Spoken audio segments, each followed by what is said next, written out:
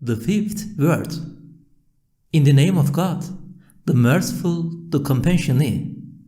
Indeed, God is with those who fear Him and those who do good.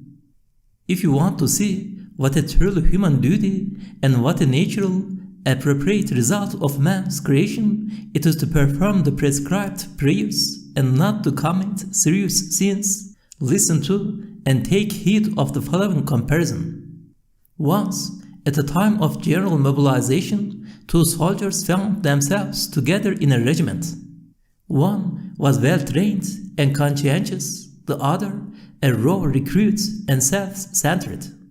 The conscientious soldier concentrated on training and the war and did not give a thought to rations and provisions, for he knew that it was the state's duty to feed and equip him, treat him if he was ill, and even to put the food in his mouth if the need arose.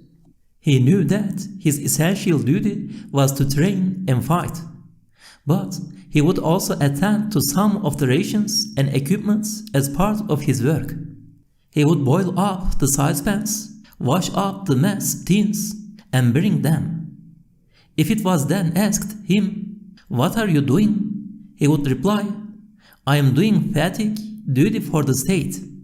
He would not say, "I am working for my living."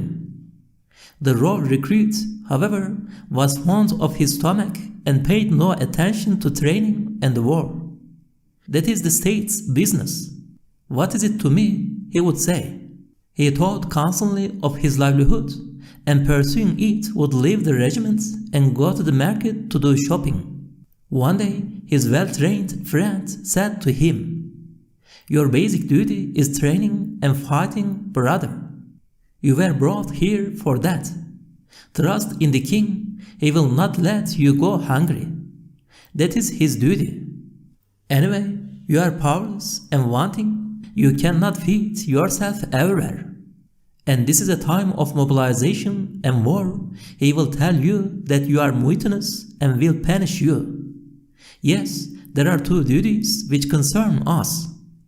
One is the king's duty. Sometimes we do his fatigue duties and he feeds us for it. The other is our duty, that is training and fighting, and sometimes the king helps us with it." Of course, you will understand in what danger the layabout soldier would be if he did not pay attention to the striving, well-trained one. Oh my lazy soul! That turbulent place of war is this stormy world life, and the army divided into regiments, human society. The regiment in the comparison is the community of Islam in this century. One of the two soldiers is a devout Muslim who knows the obligations of his religion and performs them, and struggles with Satan and his own soul in order to give up serious misdoings and not to commit sins, while the other is a degenerate wrongdoer who is so immersed in the struggle for livelihood that he casts aspersions on the true provider, abandons his religious obligations, and commits any sins that come his way as he makes his living. As for the training and instruction, it is foremost the prescribed prayers and worship. And the war is the struggle against the soul and its desires, and against the Satans among jinn and man, to deliver them from sin and bad morals and save the heart and spirit from eternal perdition. And the first of the two duties is to give life and sustain it, while the other is to worship and beseech the giver and sustainer of life. It is to trust in him and rely on him. Indeed, whoever made and bestowed life, which is a most brilliant miracle of the eternally besought one's art, and a wonder of demonical wisdom, is the one who maintains and perpetuates it through sustenance.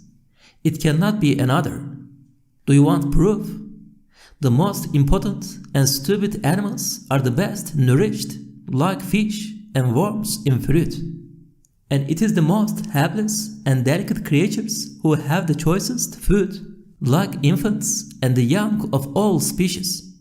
For sure, it is enough to compare fish with foxes, newly born animals with wild beasts, and trees with animals in order to understand that licit food is obtained not through power and will, but through impotence and helplessness. That is to say, someone who gives up performing the prescribed prayers because of the struggle for livelihood resembles the soldier who abandoned his training and trench and went and begged in the market. But to seek one's rations from the kitchens of the all-generous provider's mercy after performing the prayers, and to go oneself so as not to be a burden on others is fine and manly.